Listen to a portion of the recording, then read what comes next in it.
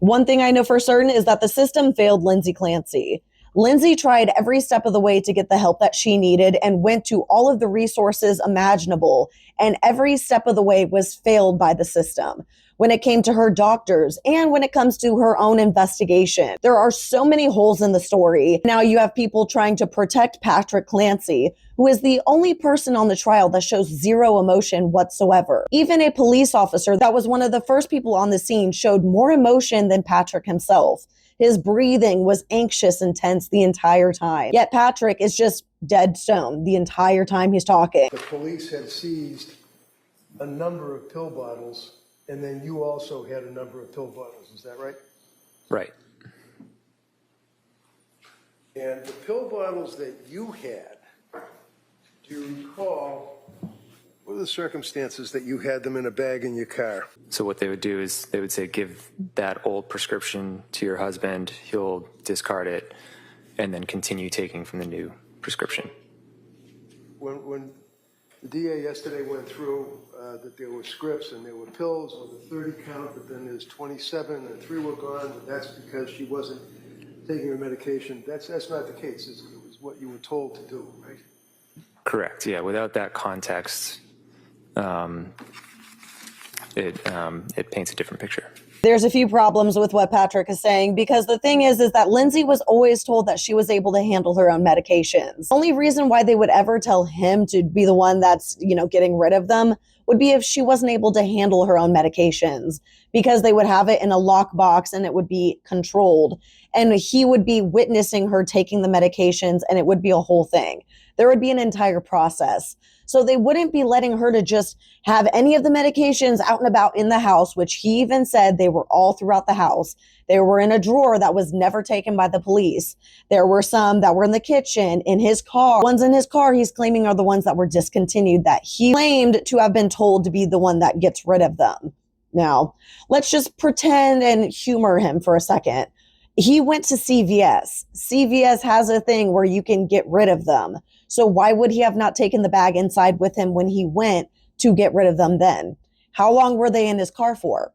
When you think of the fact that his uncle is the chief of the police that are doing the investigation, who also didn't get photos or even take any of the items that were in the drawer. The knife that she apparently used was on. That makes no sense.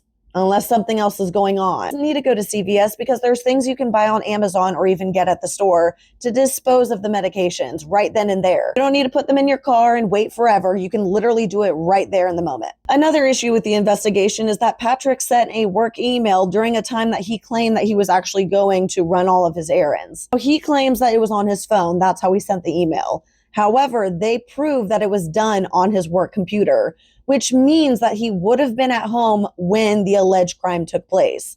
So which is it? Was he gone or was he not? For the people immediately claiming that Lindsay Clancy is guilty, the judge himself even said that she is not.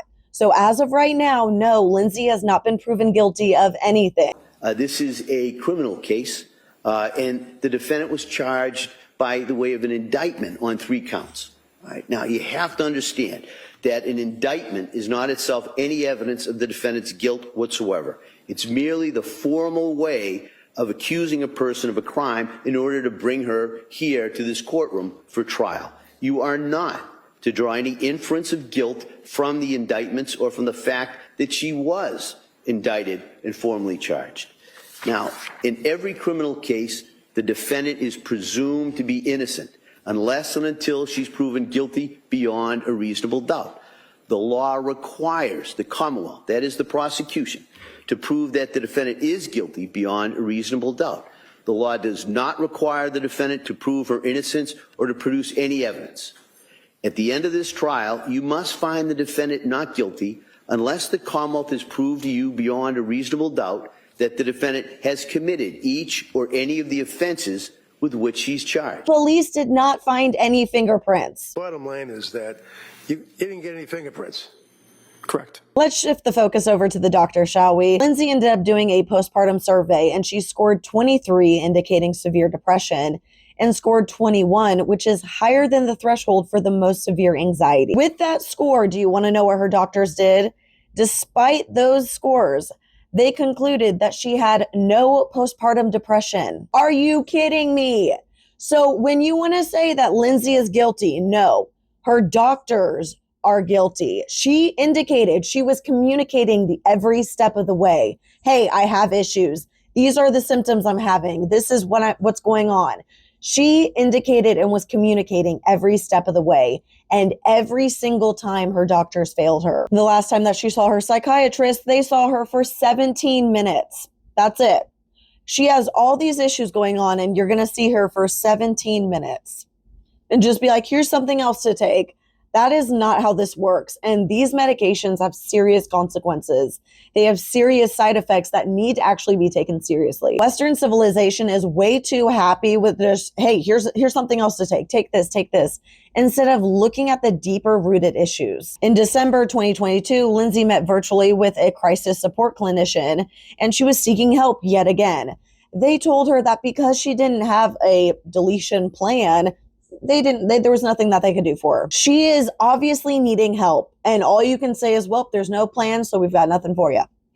That's not helpful whatsoever. Then in December 2022, Patrick ended up going to one of her appointments with her. He told the nurse that, quote, Lindsay is 10,000 times worse since she's taken the medication, and asked if they could, quote, get Lindsay off the medication and start from scratch to see what's going on. He also asked if there could be any mistake of using the wrong medication. The nurse acknowledged it is possible, but despite this, she continued to increase the medication instead. What? On paper, it looks like, oh, Patrick is being very helpful. But if you're going in and being like, hey, I think we need to scratch this and start from scratch, why would you agree to her increasing the medication that you said is making her 10,000 times worse? Makes no sense. And then when you start to think about it, Patrick's mom is friends with this nurse. I don't know why, but for some reason, some people just want this to be a closed case of, oh, she did it, so let's just close the case. It's over and done with. That's not the case. The only thing that is closed book, hey, we already know the details, is that the doctors are guilty. That's the only thing that we know for certain. What do you guys think of all of this? As always, this is all alleged, so take it with a grain of salt and follow me for more.